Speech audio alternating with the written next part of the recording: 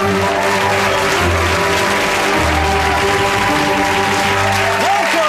Need Answers! Here comes the main man, Mr. Mark.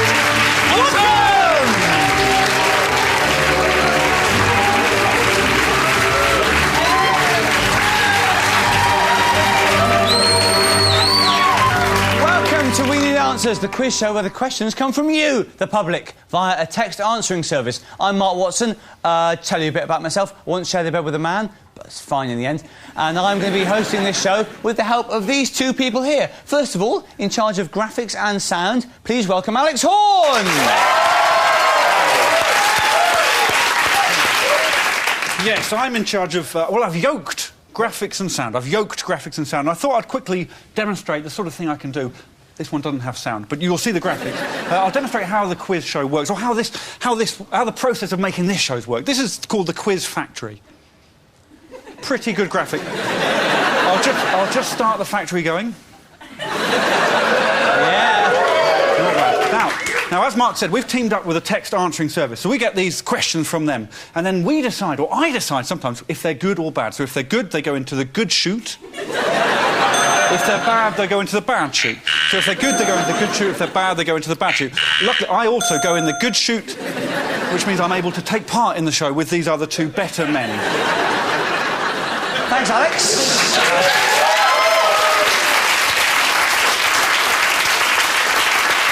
So that should all be pretty clear, but we've still got the thorny business of getting these questions from our minds into the contestants' ears. The person to do that, as ever, is question courier Mr. Tim Key.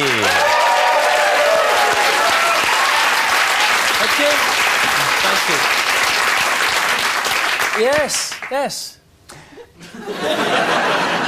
Now, Tim, if there's one thing we like on We Need Answers, it's to have a theme for the show. So what is this show's theme? We love a theme. We like a theme. What is the theme? The theme this time is, there we are, Exploring Ireland. Yes. Exploring, yes, thank you. Exploring Ireland. What do we think of when we think of Exploring Ireland? We think of paths and peacocks, people and a waterfall. Ireland has a waterfall. Exploring Ireland. Of course, what we sometimes forget is the lovely accent. Oh, yeah. There we are. It's very green, isn't it? I've never been. So, Exploring Ireland is the theme. So who would be absolutely perfect guests for this show, I suppose? In an ideal world, an explorer and an Irish person. But that's impossible, isn't it? Is it? Is it? No. It isn't. No, you're right, it is. No, it's not! No.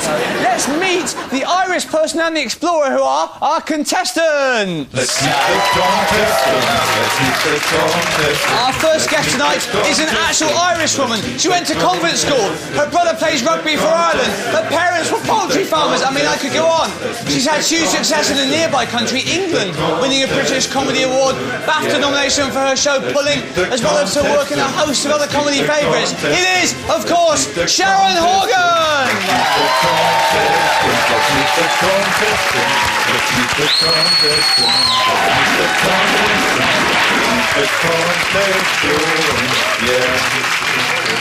Yeah, hello. Our other guest may not be from Ireland, but he will definitely have been to Ireland because he's an explorer. He's hunted ape men, he's trekked through the Arctic, he's cheated death, and now he will receive his reward for these deeds with a place on We Need Answers. It is Benedict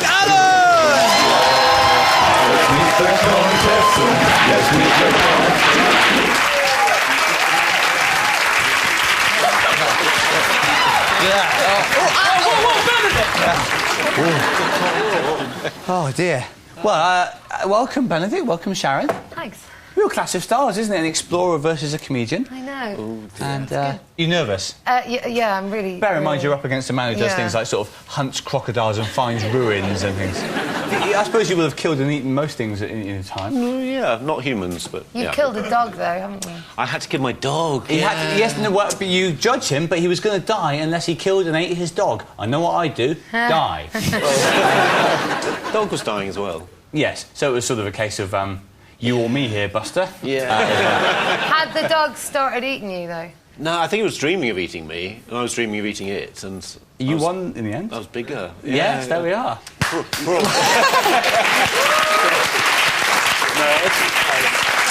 well, we've met the contestants. The first round is called Burning Issues and Fiddly Questions. Tim, are you ready? Yes. Oh, good. Alex? Yes. Everyone's ready. Let's play We Need Answers.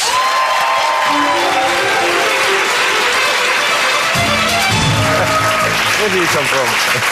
Out the hatch, mate. Hey, Benedict. Hello. Hello. Sharon. Hiya. How are you? Sweaty. That didn't go how I planned. Sharon, this is about our theme. How many pints of Guinness would it take to floor an Irish horse? So, I should base it on how many pints of Guinness it takes to floor me. Yes.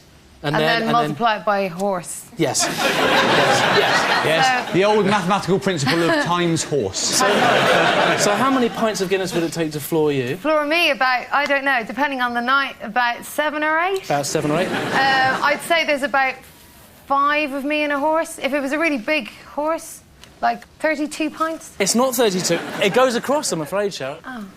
Benedict, how many pints of Guinness would it take to floor an Irish horse? Oh, so how many pints would it take to floor me? Yeah, well, that seems to be the way it works. Yeah. Several thousand. You probably have to divide by horse in your case.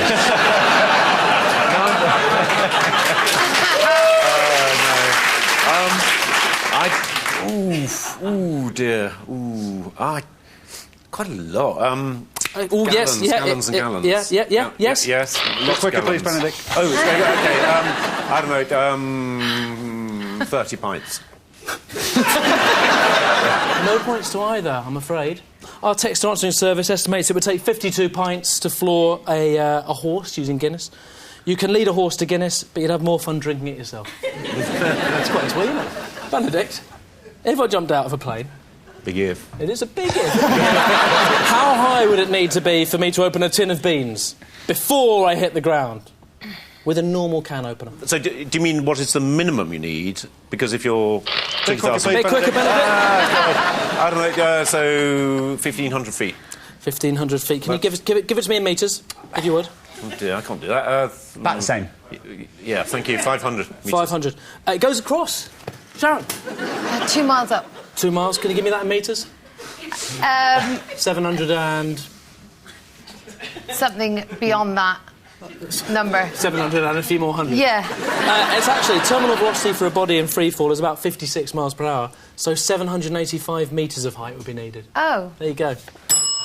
Just one thing, most of us explorers like me and Benedict, we'd use these ones nowadays with the, That's the ready pull. That's Because these you don't have to that. be, you could just be low, you could be skimming and you can just about do it. You can just sort of...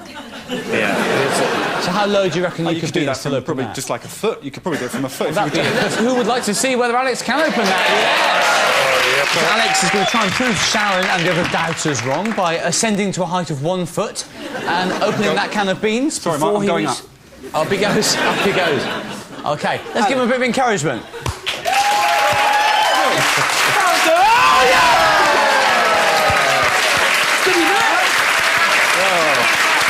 Alex Horne, the adventurer, ladies and gentlemen. Sharon. Hello. Hiya. This next question is an eating question. OK.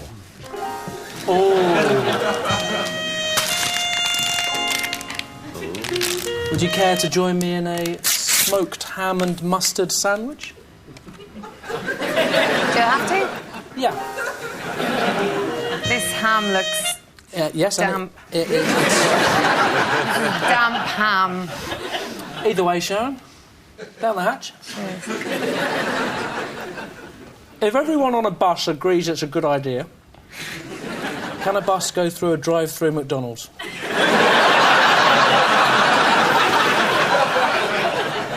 And If that's the will of the bus. Oh, my God. Well, from what I remember, drive-through fast food restaurants, there's a limited area, isn't there? There is.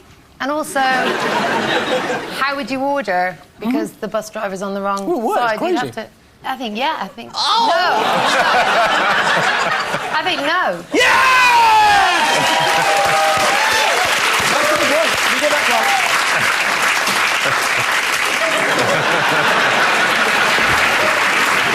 Benedict. Yes. Benedict. Kind Benedict. Oh, dear.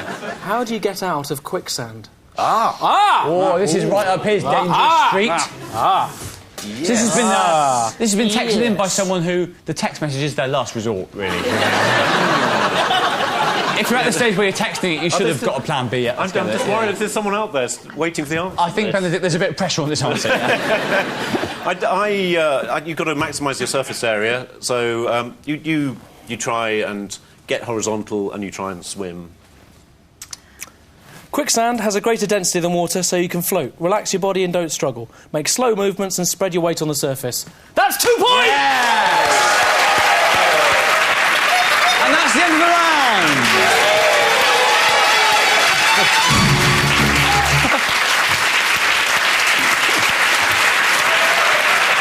And at the end of that first round, it couldn't be closer. Benedict Allen has 2 points. Sharon Horgan has 2 points.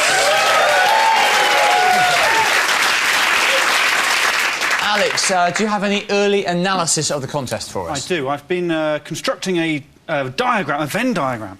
First of all, I've put the men in this sort of ellipse.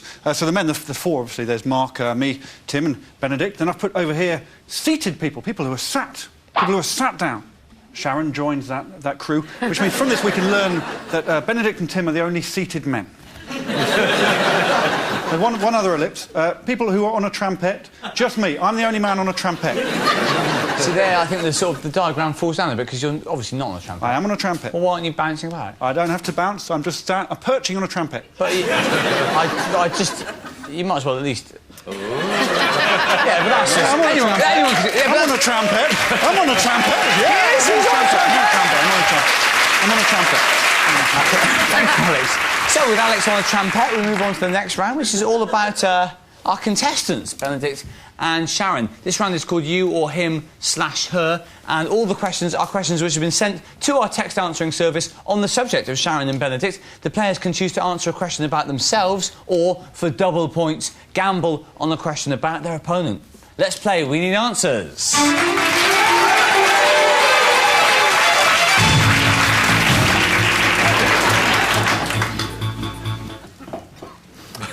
Hi, Sharon. Hiya. Hello, Benedict. Hello. Sharon, all these questions about you or about Benedict. Okay. Would you like one about yourself or about Benedict? Well, I think I want one about myself, just to hear the question. Sharon plays it safe. Yeah, I hope it's about your acting. Does Sharon Horgan ever improvise? For example, if she's meant to be yelling at a fella who's kidnapped her daughter, would she ever switch the situation around and get off with the guy, just to give the director an option? Well, I haven't been involved in that exact scenario, but I have improvised my acting on screen. You sometimes improvise? Yes. Yep. That would be absolutely fine. Sharon will improvise some dialogue, but she leaves major plot changes up to the writers. That's 2 points! Yeah, that will do. Absolutely fine. What? It's true. Is that the real answer? It's the real answer. Wow, I didn't know I did that. Yeah, you do. Benedict, you or her? Oh. What do you reckon, Sharon? Go for a double points, because... Yeah, double points. Good point. I forgot about that. Yeah, you're going away? OK, so this is about Sharon. Yeah, they're not that difficult, I don't think. What is Sharon Horgan's home address? Damn. OK. Donegal, that's Ireland, isn't it? That's Ireland. County Clare. Gonna have to pin you down to a house number. OK, 72. 72? 72, County Clare! Yes! It's not. No. She lives in East London, but her full address is private. She was born in London, then moved to Bellewstown. Bellewstown. All right. County Meath when she was... When I was 3. Yeah, 3. Yeah, no points. Sharon, would you like one about yourself or one about Benedict now? I'm going to try Benedict. Oh, she goes for double points here. Quite right, That's too. Could be foolish. big. OK. Is the main difference between Benedict Allen and Tintin the fact that Tintin would never eat his dog?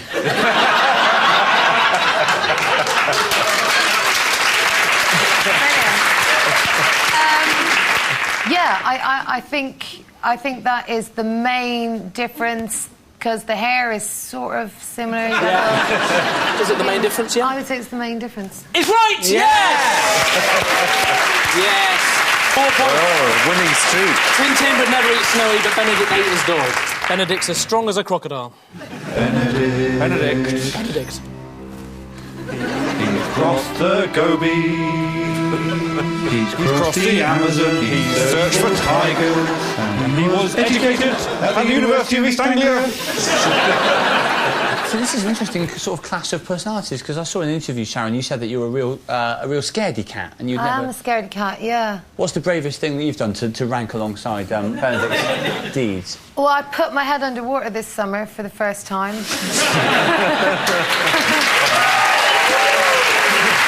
Basically, 2 of us add up to Benedict. Not even. Not even. We might add up to a fogel, possibly. As the phrase goes. Benedict, you or her? Maybe me this time. Oh, yeah, maybe you, OK. When Benedict Allen finds himself in a hotel, does he get furious at the unnecessary bourgeois opulence of it all and rip down the curtains and sleep naked under the bed? Yeah, not so much, not so often. No, I'm just adapt and... No, I don't. Under a bed, luxury. He'd sleep in the car park. Oh. That is, unless people are watching, in which case he sleeps in the bed so as not to make a scene. So I'm going to say you're quite right. 1 point. And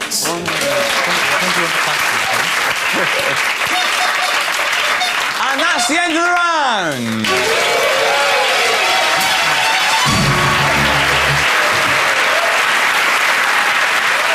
At the end of that round, Explorer Benedict Allen has 3 points, but well out in front with 8 points, it's Sharon Horgan.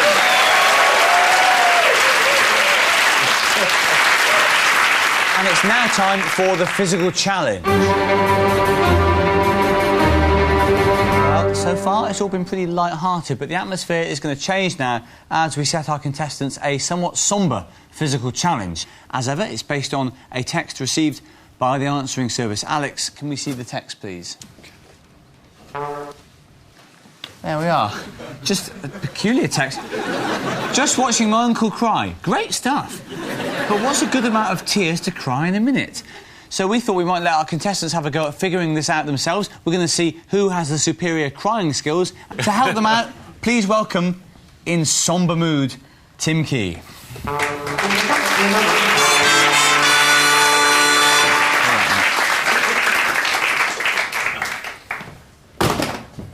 Right, Sharon.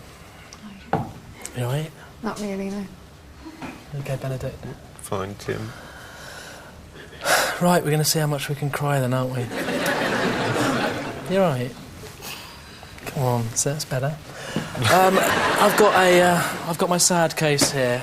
Tim's got a case there with various helpful things for crying, and we're going to ask our contestants against the clock to cry as many tears as they can. OK, so Benedict, if I can just ask you to stand there on the recovery step. Sharon, I've asked you to stand here, please, on the step of sorrow. So, in a second, we're going to see how much we can cry. You're right. That is your onion bat. If at any point you feel you're struggling and you need some onions, raise the bat, and I'll bring some onions, and I'll chop them for you, and we'll see how that works. OK. All right? OK. OK, Alex is just with Benedict now. Benedict, we don't want you crying early, so I've got these. These are a pair of onion goggles. So if you pop these on, your eyes will be unaffected by onion juice. Wow, exciting. And also, just, Tim will... Well, there might be some moving words, so if you want to listen to this, I've put on some pop music. Pop them on, there they go. Oh, funky. Every explorer ought to have a pair of these. Yes, in case you meet an onion. And that's some music that... Can't hear you. Lovely stuff. OK, then. In about 10 seconds, you're going to start to cry. I'm just going to tell you quite a sad anecdote first, just to get you going. OK. A couple of Christmases ago, I went to Bristol. And the day after Christmas, on Boxing Day, we went for a little walk with the family, and we came across a deer. And this poor deer had fallen into a reservoir, and there's no water in the reservoir, but it had slipped down, and it was such a steep slope, you see. And This poor dear couldn't get out. Your time starts now.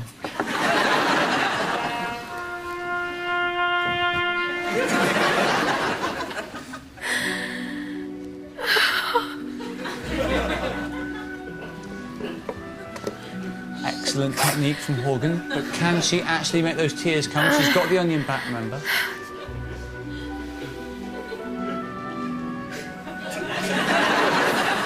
I need the onions. Yeah. There we are. Sharon has called for the onions.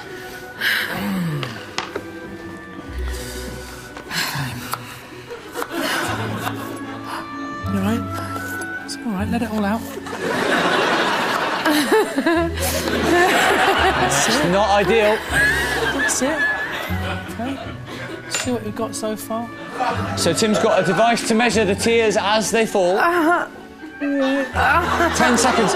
Is there a tear? Tim, is there a tear? It's a very small tear. Well, it's better than nothing. Just squeeze it out. 3, 2, 1, and that's crying time over.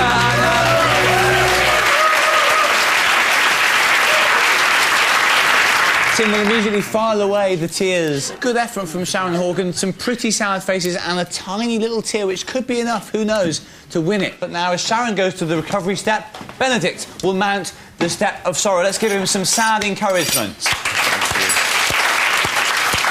All right then, Benedict. Up you get. Up you hop. Sharon, just to cheer you up, there's Cyndi Lauper Girls Just Want to Have Fun. It's really lovely. It's really upbeat. You're going to start to cry in about 10 seconds. I've got a quick anecdote. A couple of years ago, I was in Bristol, and we went for a walk after Christmas Day, and my uncle pushed a deer into a reservoir. Away you go. Oh.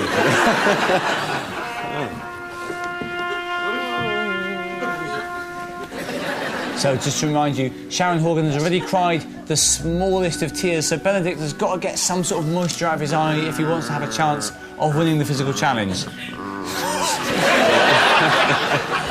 Rather than sort of emotional delicacy, Alan is resorting to force here.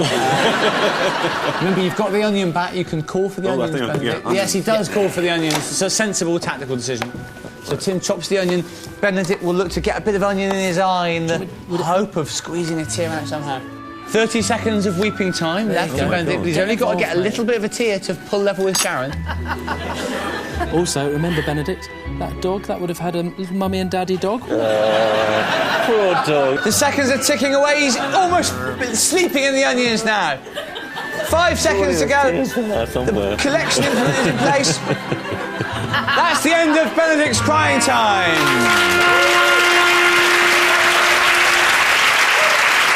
Well, a valiant effort, but it's fair to say that I think that Benedict didn't muster any tears at all. Whereas Sharon Horgan, with a solitary tear, wins the physical challenge.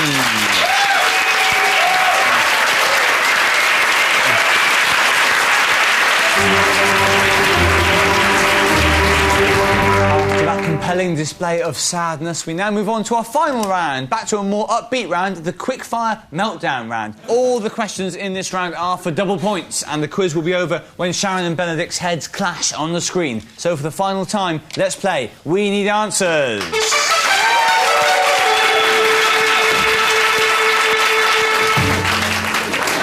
Right! Brave, brave Benedict. Dim. Emotionally attached Sharon. The quick fire round. What famous Irish singer used to be a kissogram? Come on! One of the Nolan sisters. Colleen? Oh, what's the other one? All the others. No, Sinead O'Connor. Who uses more energy during an hour-long period, a soccer player or an Irish dancer? An Irish dancer. An Irish dancer it goes across.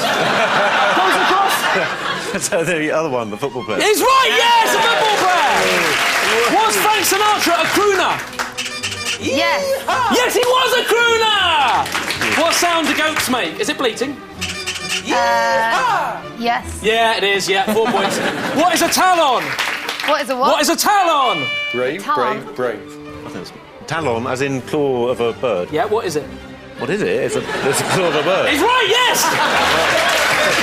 What is the average age of Best Actor Oscar winners? 42. Oh, my goodness. 43. I'm going to say it's right! And that's the end of the round and the end of the quiz.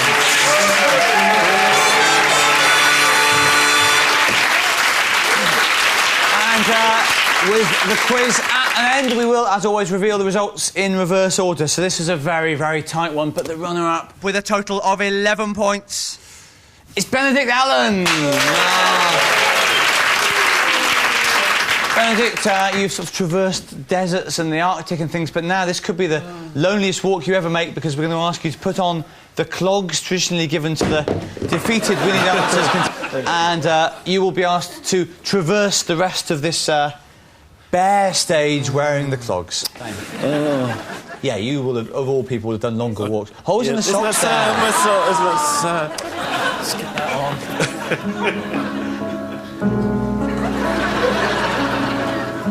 Bye-bye, Sharon.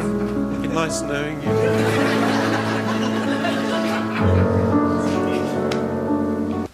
Be quicker, please, Benedict. Benedict Allen! Which means that tonight's winner with an impressive 18 points is, of course, Sharon Horgan!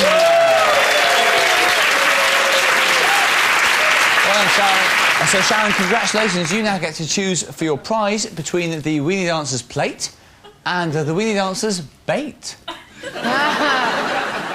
God, it's tough, really. I'm gonna have the bait. Actually, the bait. On for the bait. There we are. So, Sharon, you've won that bait. Now that's safe. That's yours now. No one can take that away from you, apart from hopefully a fish. But you could win even more now if you join me for the house prize showdown.